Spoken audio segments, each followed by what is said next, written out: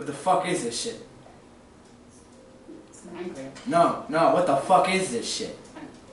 It's just playing some Minecraft, man. This isn't a fucking game. I'm just trying to have a good time. Why are you... And chill. This isn't Call of Duty. Yeah. What is this? It's Minecraft. What the fuck is this, you crippled piece of shit? I'm just trying to relax. You gotta get good. What do you even mean? You gotta get good. This is not getting you good. You're not getting good. You're not fucking getting good. You're not getting good. You're not getting good. You're not fucking getting good. You're not getting good.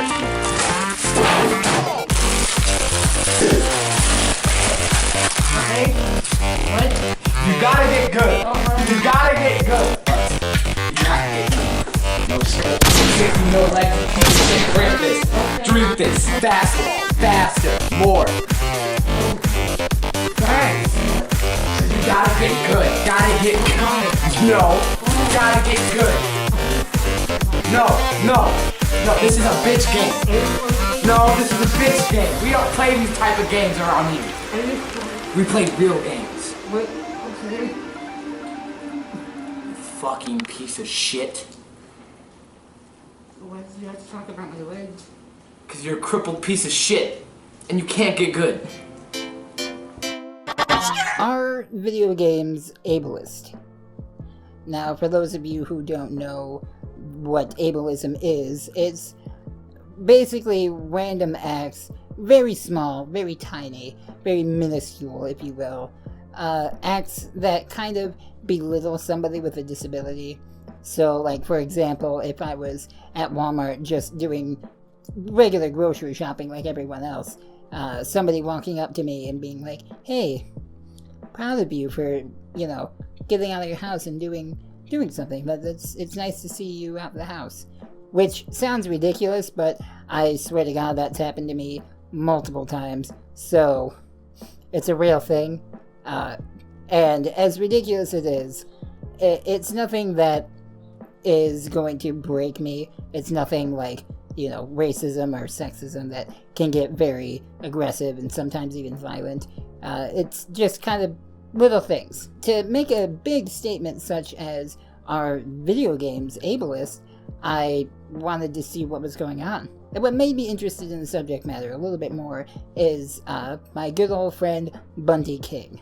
He tagged me in a tweet that was that linked me to an article from PaceMagazine.com that was entitled "The Physical Glass Ceiling: When the Get Good Mentality Turns Ableist," written by Holly Green. Now, I read through the article, and I have some pretty strong opinions now, and I wanted to share them with you as somebody who is wheelchair-bound, doesn't have good mobility, but yet really loves video games. Because this article is focused around Cuphead, and a lot of things are going around about Cuphead. Cole, feel free to put in some NSFW work to some degree, if right there over my face if you wanted. That's just what I envisioned. So, we're going to go through this article and just the overall topic at hand, where this is more or less going to be a guide through how I share my opinions. I used to be a card-carrying member of the Get Good Club. Now, right off the bat, I'm wondering how many hours of Modern Warfare one has to put in order to get that kind of exclusive membership, because it sounds pretty dope. I say used to because I've had to rethink that lately. While in the past decade of gaming, I've felt a lot of pressure to be an above-average gamer due to my visibility as a woman. It's at odds with another aspect of my identity, that of a disabled person. Okay, you have my interest. I'm willing to hear you out, see where your points of views are coming from. I wonder what kind of a disability she has. She goes on in the article to say, I have severe joint stiffness and inflammation as a result of my illness, and my hands often cramp up around the controller after an hour or so of play. Now, I know disabilities come in many different forms, and you really shouldn't judge anyone based off of, the stereotypical thing where, like, you see somebody with a handicap placard that's parked in the handicap spot, and they get out and walk out of the car, and you want to call them out, being like, hey, you can't park there, but really, there's more to it. I get that, but based off of the information that you said in the article just now, because that's all you really say, that's really not that different from anybody else. I mean, I'm not saying you don't have a disability, but to claim that you are sticking up for disabled people when really you just kind of get a little sore after playing games for a while, that's a bit of a stretch. And it's so much of a stretch that she had to bring in different points of views in different cases to help make her statements a little bit more valid, because she feels as if she might not have a leg to stand on, handicap pun intended. And another example that she uses is from a man named Steven. To get an added perspective on this topic, I reached out for a novelist of the COO of the Able Gamer Foundation. Steven lives with spinal muscular atrophy. Well, wow, what a coinky-dink. Small world. Same. Me too, buddy. But the interesting thing is, she only says spinal muscular atrophy.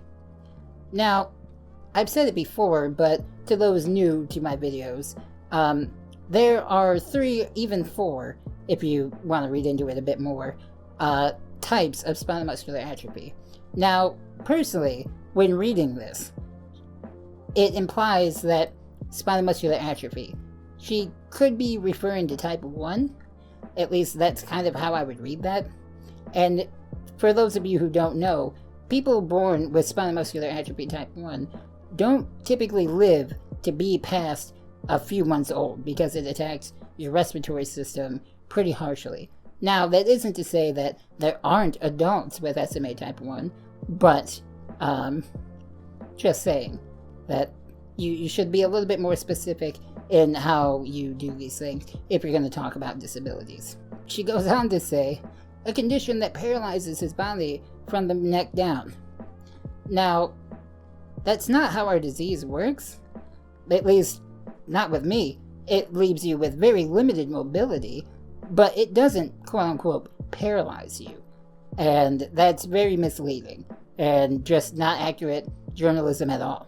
Steven tells a story about how he was playing PUBG with some of his friends online, and he was picking on people, you know, as you do as a sniper, for his buddies. You know, pick them off one by one, pew pew pew. When he noticed a guy off to the right, and he couldn't get to him right away because, you know, we us crippleds don't move as fast. We ain't got them quick reflexes, believe it or not. So he died. And one of his friends jokingly was like, "Hey man, Steven, guess you better get good, huh?" It bothered me because it wasn't my skill level or the game that stopped me from getting both those kills and saving the day.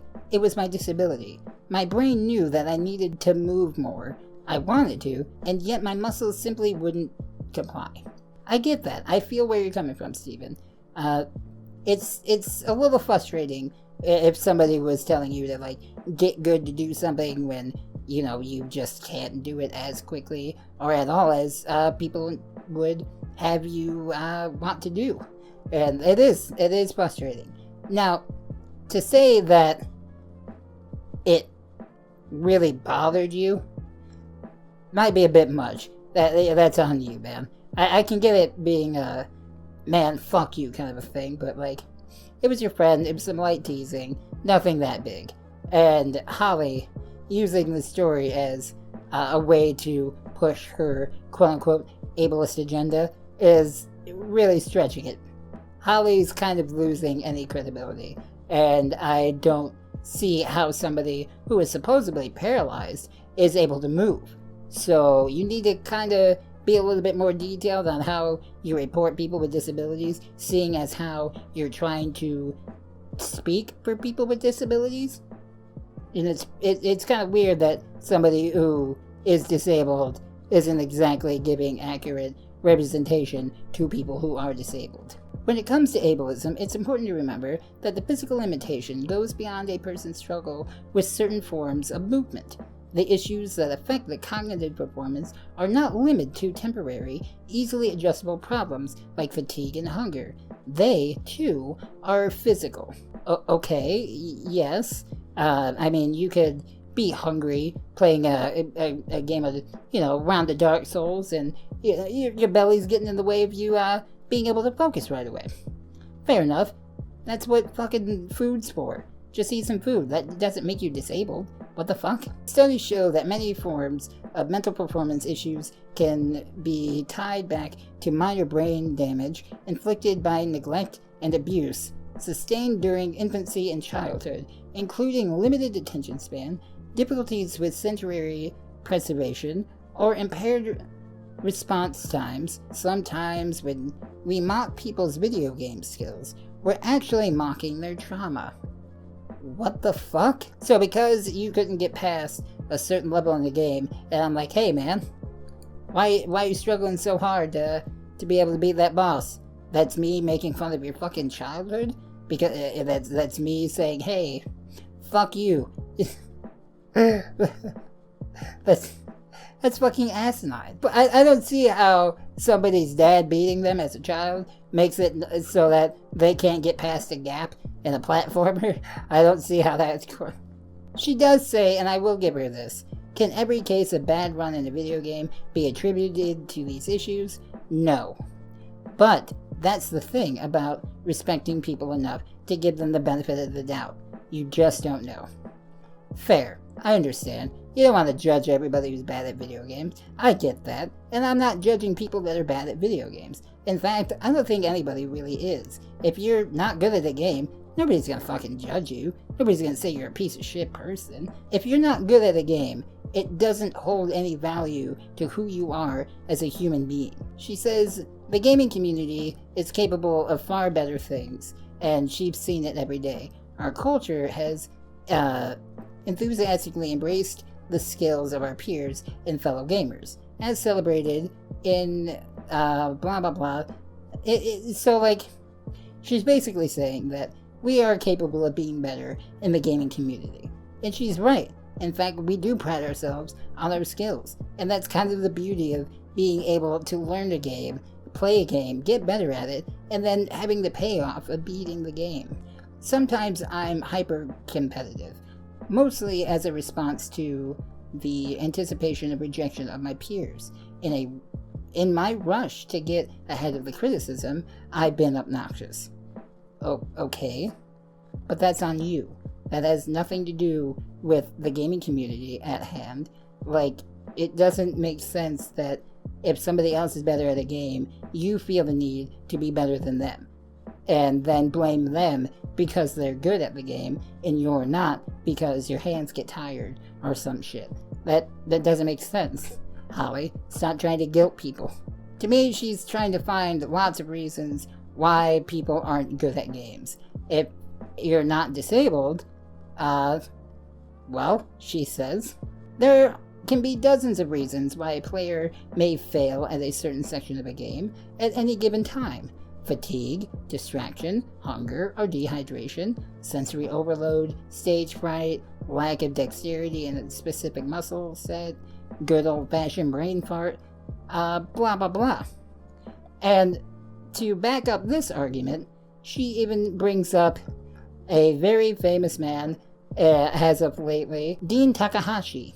Dean is pretty infamous for the Cuphead tutorial fail. We've all seen it, and it's bad. It's pretty bad. She really does everything in her power to try to defend Mr. Takahashi. Now, she says, the fierce defense of the status quo to a certain extent explains the recent condemnation of Dean Takahashi, the games reporter who faced controversy for showcasing his ineptitude at Cuphead. Meant as a light-hearted way for Takahashi to poke fun at his poor performance, a vocal portion of the game's audience instead claimed that Takahashi was unfit for his job as a journalist. arguing that if he cannot get through a game demo, he must be unable to complete and thus rarely assess any game he reviews. Never mind that Takahashi isn't a reviewer, or that his footage was from a press demo and not a reflection of the publication's final review. Now, that was interesting to me because she's right. I didn't know anything about this man up until, well, now, because she pointed out that he wasn't a game reviewer. Up until, a bit ago, I was like, oh, I thought he was. So, when reading this article, I decided to do a little bit of research on Mr. Dean Takahashi. And she is correct. He isn't necessarily a game reviewer, but he is a journalist, and he writes a lot for the gaming industry.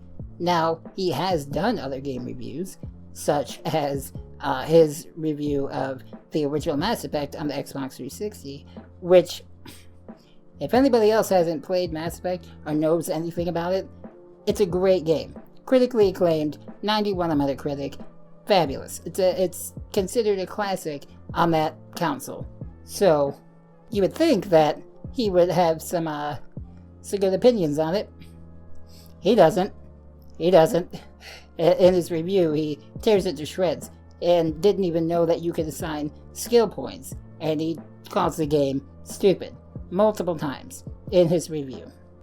Now, it's frustrating because you would think just because you're good at writing doesn't mean you have the skill set to write about everything. If you don't know how a game works and you don't know how to play a game, it's not for you to say that a game is bad.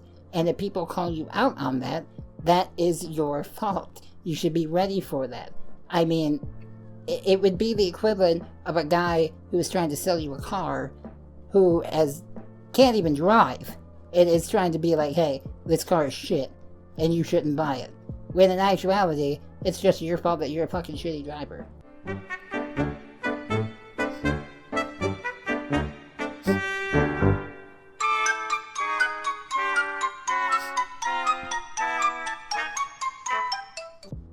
I'm sorry, Holly, I'm gonna have to greatly disagree with you, man.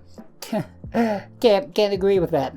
That's, the man's bad. He is really bad. If that was how the general public played, people would not outlash and say that he was shitty at games. Sorry, you make a very poor argument. So, you're probably asking yourself, well, is she saying that Cuphead is ableist? Is she shitting on anybody who's good at games? And the thing is, she isn't. She's not. She even says, it's not ableist to like Cuphead or be good at Cuphead, but it's ableist to insist that we shouldn't lower the access barrier for those who have limitations. Now, how would Holly suggest that we do that? Well, she brings up another person. Yet again, because, she can't make her own arguments for her. She brings up BioWare's Jennifer Helper, who allegedly stated that games should have a skippable section for players who found the gameplay a little too tiresome or hard. The biggest objection is usually that skipping the fight scenes would make the game so much shorter, but to me, that's the biggest perk.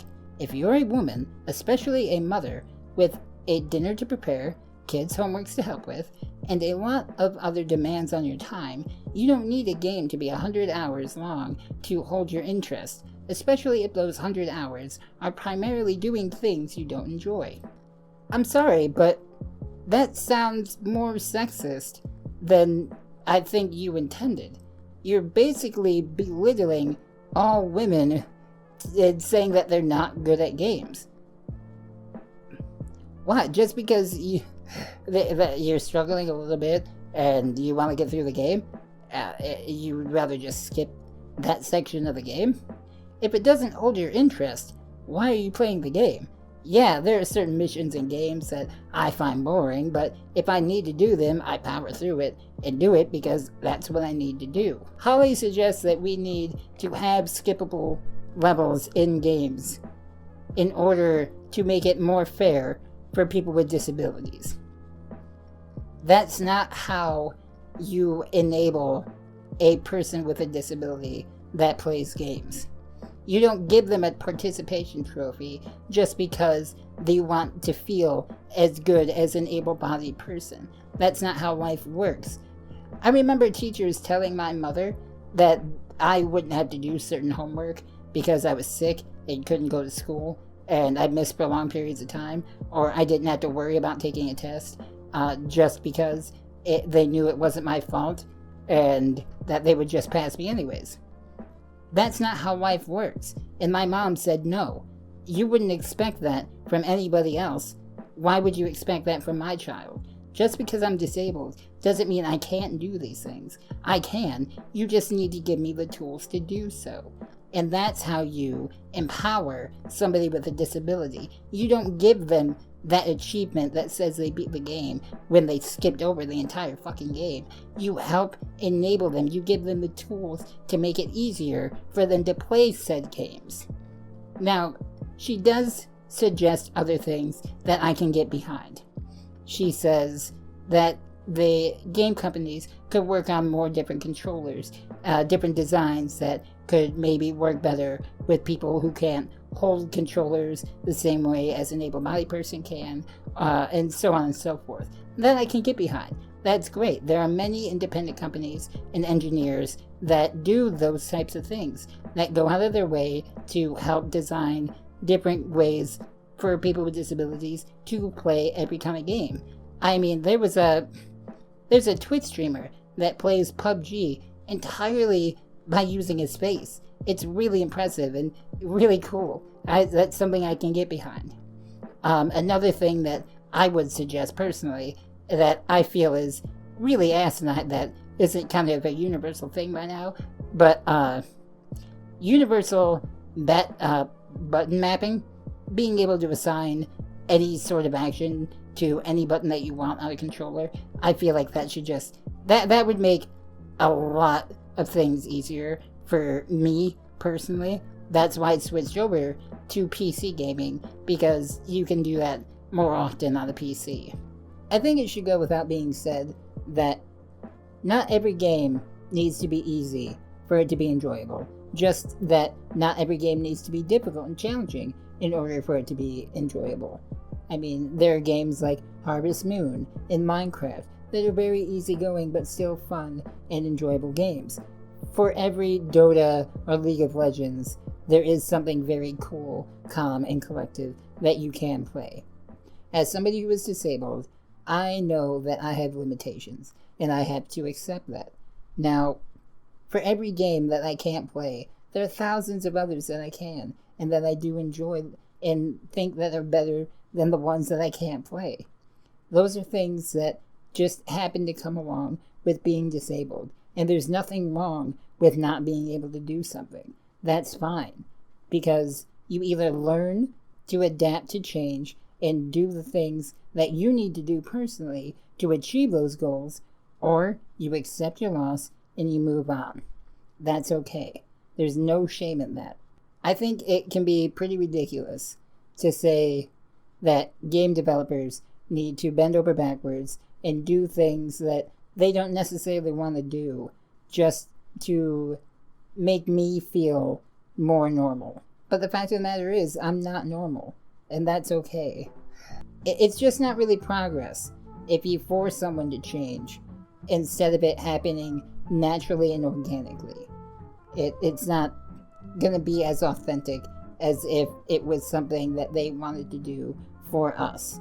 I think that there could be things in the gaming industry and community that could be done to help show that they do care for their disabled gamers, and it would be cool if they could acknowledge that.